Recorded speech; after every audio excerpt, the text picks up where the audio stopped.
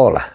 Hoy en Retrologando vamos a ver un par de novelas, las dos novelas iniciales, debido a un autor fundamental en el panorama de la narrativa estadounidense actual, como es Ron Rash, y en este caso sus dos primeras novelas, Un pie en el paraíso y En lo más profundo del río.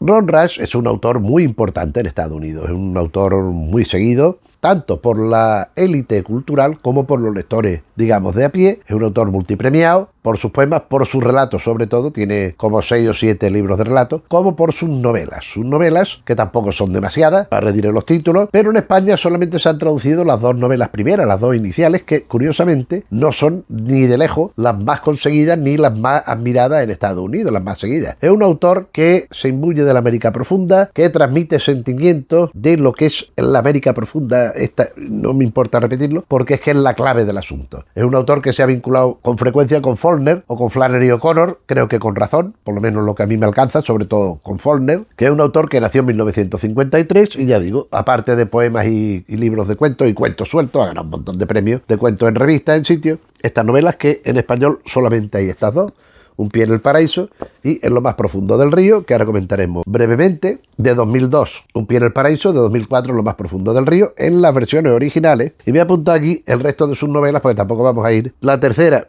The World Made Straight, sería El mundo puesto en derecho, el mundo enderezado, quizás, de 2006. Serena, quizá la más conocida, versión fílmica también. La anterior también tiene Serena, novela de 2008. The Cove vendría a ser La Cala, ¿verdad?, de 2012. Above the Waterfall, Sobre la cascada, 2015. The Rising, El resucitado, de 2016. Y The Caretaker, título que también tiene Harold Pinter a una de sus más importantes obras de teatro, El cuidador, de 2023. Estas son las novelas que ha escrito este autor a día de hoy, pero ya digo, en español solamente tenemos estas dos, que nos son bastante significativas y bastante iluminadoras en lo que se refiere a la narrativa que hace este creador. Un pie en el paraíso, su primera novela, fue muy importante, un acontecimiento literario, está considerado un clásico contemporáneo. Diré que hay una versión en cómic, traducida en español, que veremos en breve, porque esto lo ha traído Carten Comics, y respeta bastante lo que es el original narrativo, aunque se desvía en determinado momento, con intención clara de incrementar cierto espíritu de intriga y de casi que de terror, que yo en la novela no lo veo por ninguna parte, ni veo necesario ese añadido. Pero bueno, el cómic ya lo veremos en su momento. Vamos a hablar de la novela, que es una novela de muy pocos personajes y que es terrible. O sea, las dos novelas son terribles, las dos. Y por lo que me llega, las otras también, pero como no están traducidas. Pero es un espíritu terrible, pero que no deja de transmitir una sensación como de cotidianidad. Es decir, estamos en un mundo tan pequeño, tan concreto y tan reiterativo, que estas cosas, pues, siendo tremendas, pues no generan una expectativa ni una cosa. En la segunda novela sí hay una conmoción a propósito de una cosa, pero la primera no. Esta primera novela a mí me parece muy inteligente porque está narrada en 5 voces, son 5 partes, y cada una cuenta una perspectiva desde un personaje que es el que lleva el título de la parte, del apartado, y de forma paulatina se nos va revelando todo lo que ha pasado, que empieza con un misterio que no sabe qué, y de pronto va complicándose para que nosotros sepamos qué ha pasado. En realidad, ¿ha habido crimen, no ha habido crimen? Porque es que parece ser que ha habido un muerto, pero ese muerto no aparece. El primero que habla es el sheriff, primera parte del sheriff, porque hay allí en una zona alejada de la ciudad, y están las casas, dice, mira, para acá y para allá, las granjas y tal, se reúnen los domingos en la iglesia, en las tiendas, no sé qué.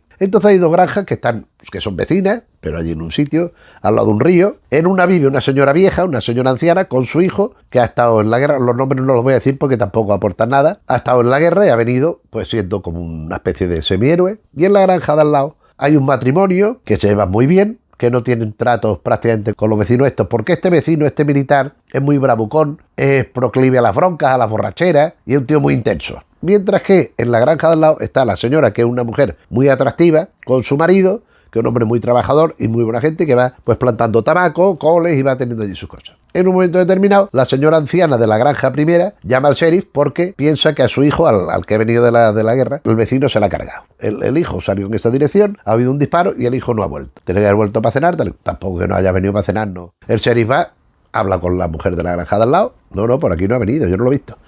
Y el granjero, que está allí, pues allí cavando y haciendo sus cosas. No, que va. Bueno, pues si lo veis me decía algo. va a la anciana, si mañana no ha venido, haremos una batida a ver qué pasa. No sé, sheriff, está muerto.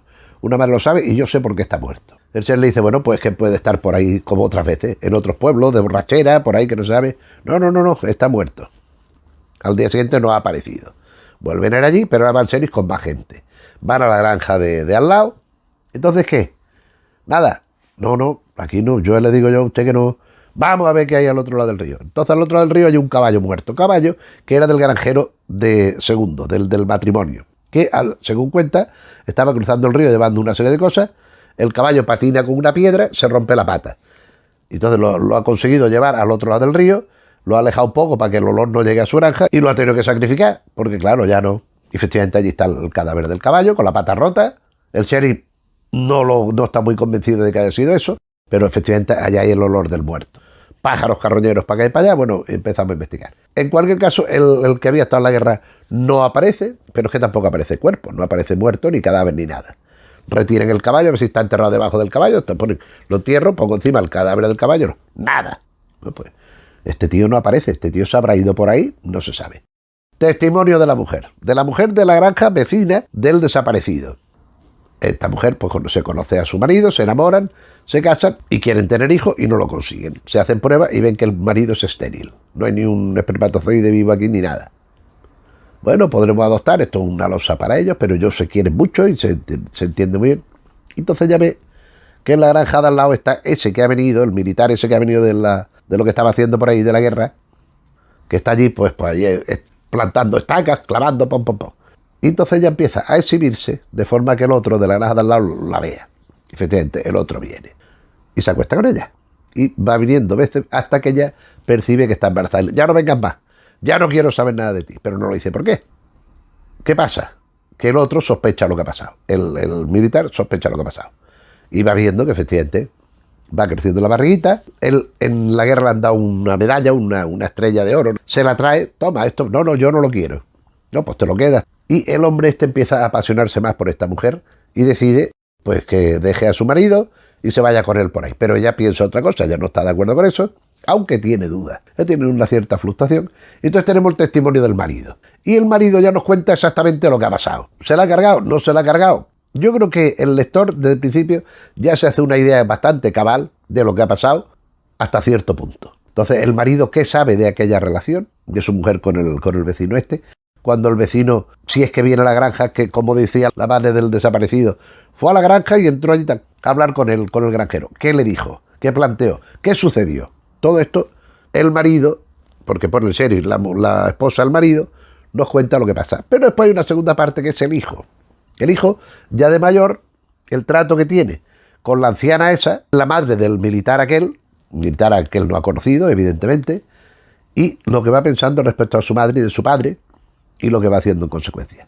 Y al final hay una coda del ayudante del sheriff, que también, pues, que el sheriff nuevo, que también nos hace su aportación.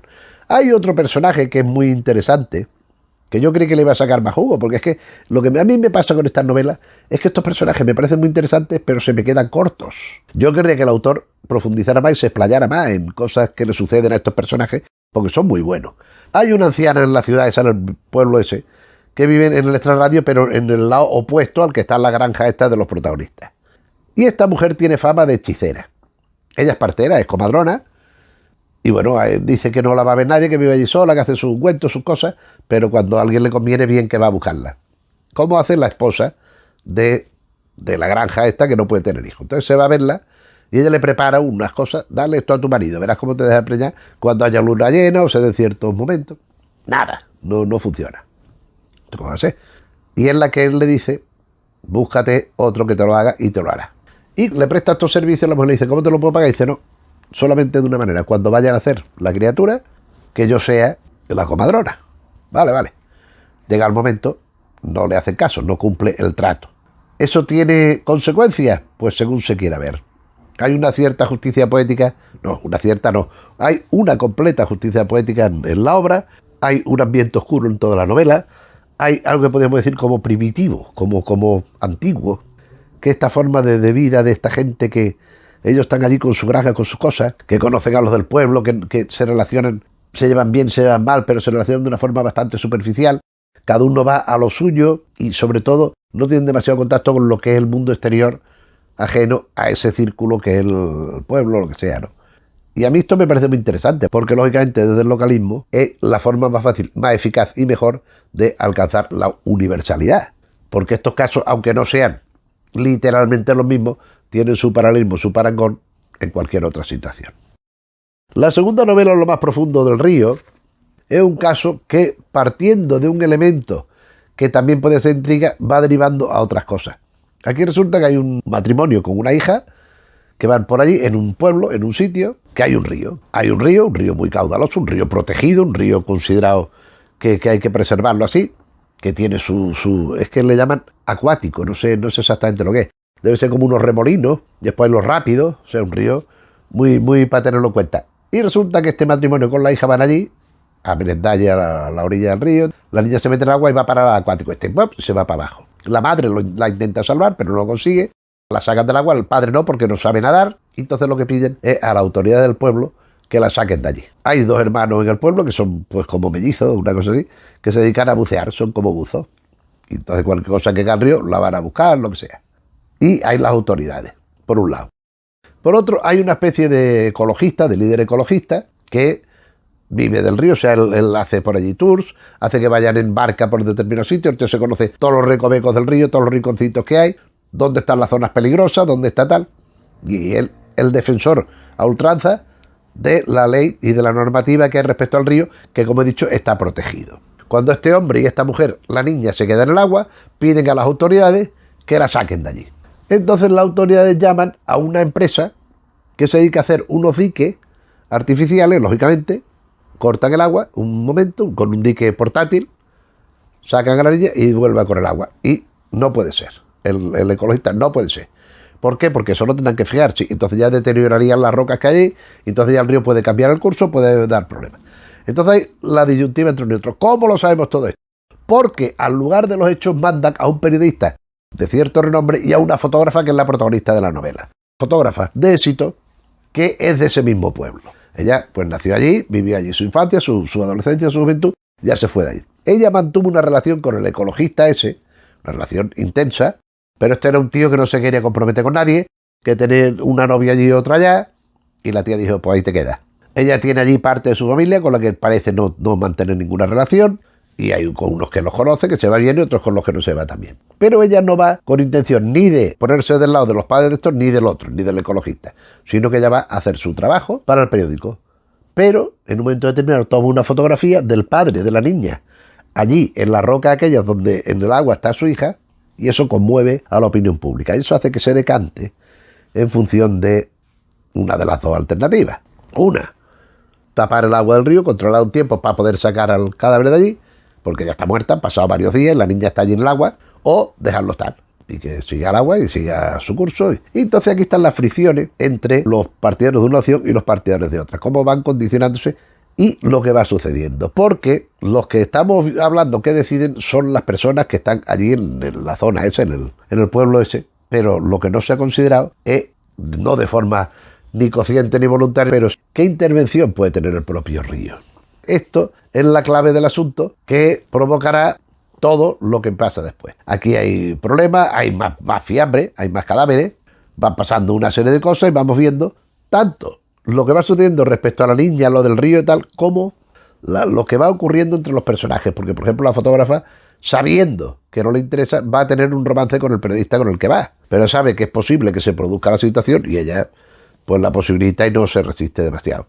Entonces, hay viaje a la ciudad grande, no al pueblacho ese, sino a la ciudad donde está el periódico.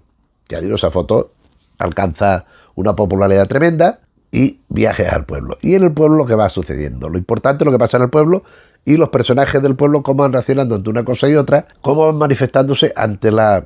Es que claro, la situación es terrible. El dolor de una madre sabiendo que la hija está ahí, que no la puede sacar. Que lo ha intentado ella, pero no. Y el padre igual, pero el padre es que no sabe nadar, entonces el padre no ha podido. ¿Qué tiene que hacer el pueblo? Ayudar a esta familia a mitigar en cierta manera el dolor por poder enterrar a su hija como es debido, o dejar que ese portento natural, que ese río, pues siga su cauce y siga lo que la naturaleza mande, que es lo que pretende el ecologista, que no intervengan ni interfieran para nada, porque cualquier manipulación puede condicionar y puede variar lo que el río ese, que insisto, está muy protegido. Posicionamientos éticos, posicionamientos emocionales, que van llevando a lo que sucede. Y sobre todo también esta especie de moraleja de que la naturaleza, el hombre puede dominarla o puede intentarlo hasta cierto punto, pero la naturaleza terminará por imponerse. Es un poco lo que creo yo que viene a decir esto, que hay que defender la naturaleza, sí, por encima de otras cosas. Es que claro, esto es el eterno debate también. ¿Es el hombre el principal ser del universo, o por lo menos del mundo? ¿Todo gira en torno al hombre, o no? ¿O el hombre debe adaptarse a lo que se encuentra? En fin, estas cosas que ya van a otras dimensiones de discusión, de pensamiento, en las que yo no voy a entrar naturalmente, pero creo que un poco de eso algo hay en esta novela. Cualquiera son dos novelas de círculo cerrado, de lugares pequeños, aunque en la segunda hay los viajes a la ciudad, hay el tema del periódico, que quieras que no, abre un poco más lo que es la perspectiva del sitio. O sea, en la primera es que hablan, lo que intervienen son 3 o 4 miembros del pueblo aquel, el matrimonio, la madre y el hijo, la anciana que vive allí lejos, el sheriff y algunos ayudantes, pero básicamente esto. Y en esta hay más personajes, es una novela más con un protagonista colectivo, que es un trasunto de esa sociedad, de esa microsociedad allí, con lo que viene de fuera, con la influencia de los políticos, del gobernador, que va mirando a ver qué es lo que más conviene para hacer una cosa u otra. Todo esto es lo que va desarrollándose en la novela, que a mí son unas novelas que me han parecido muy interesantes. A mí es que me gusta mucho este tipo de literatura. Y además creo que es muy positivo conocerla, que nos la traigan, que nos la traduzcan. Pues además estas novelas tienen recorrido. O sea, esta novela, esta de Siruela, esta del libro Bolsillo, aquí pone inédito. Figúrate tú, como si este autor tuviera publicado aquí toda la obra y hubieran descubierto esto debajo de una piedra porque no estaba publicado, ¿no? Pero yo no sé por qué no se traducen más este tipo de literatura, porque por un lado yo entiendo que es políticamente incorrecto, pero es una literatura de altura y que da a conocer de verdad ciertos elementos que muchas veces conocemos a través de tópicos y de estereotipos que no siempre son, no ya digo exactos, sino siquiera remotamente coincidentes con la realidad. Ron Rash, un autor muy interesante, queda por ver en otro vídeo dentro de un tiempo la versión en cómic de la primera de la novela, Un pie en el paraíso. Y bueno, pues nada, pues esto es lo que he venido a contarte hoy. Este novelista, yo no sé si lo conoces, a mí me ha parecido un descubrimiento muy interesante. Yo la primera sí había oído hablar de ella, de la del río no, y he oído bastante hablar de la siguiente en Estados Unidos. Aquí no, porque como no se puede leer en español, pues ya está. Ojalá en breve sí que podamos disfrutar de estas lecturas, como hay tantas otras que nos gustaría leer, pero es que ¿qué vamos a hacer? Somos ambiciosos, nos gustaría conocer lo más posible. Lo único que pasa es que no está en nuestra mano. O sea, si yo hiciera una lista de lo que quiero leer, que me tradujeran, pues seguramente las editoriales estarían viviendo debajo de un puente y de la caridad, porque claro, no sé si vendría mucho, no lo sé. En cualquier caso, a mí es un autor que me parece muy interesante y que por eso lo he traído al canal con estas dos novelas iniciales que me parecen muy, muy, muy bien escritas y que se siguen muy bien. ¿Que ya conoces estas novelas? Pues estupendo. ¿Que conoces otras del autor porque lees en inglés y has leído esa obra? Pues eso que llevas ganado, porque realmente es un autor que interesa muchísimo, un autor que gusta leerlo, que gusta aprender y observar de su mano lo que nos va narrando, y por eso a mí me parece tan interesante. Pero bueno, ¿que no lo conoces? Pues ya sabes que hay estas dos novelas en español, que es una forma de penetrar en el ámbito de este novelista, en el mundo interior y literario de este creador. En cuanto al vídeo en sí, si te ha parecido bien, te agradeceré que le des al me gusta. Si te interesan estos temas de narrativa, de género, de cómic, de cine, de teatro, de televisión que tengo en Retrologando, te agradeceré que te suscribas, porque es muy importante para YouTube. Y nada más, nos vemos en otro vídeo. Un saludo.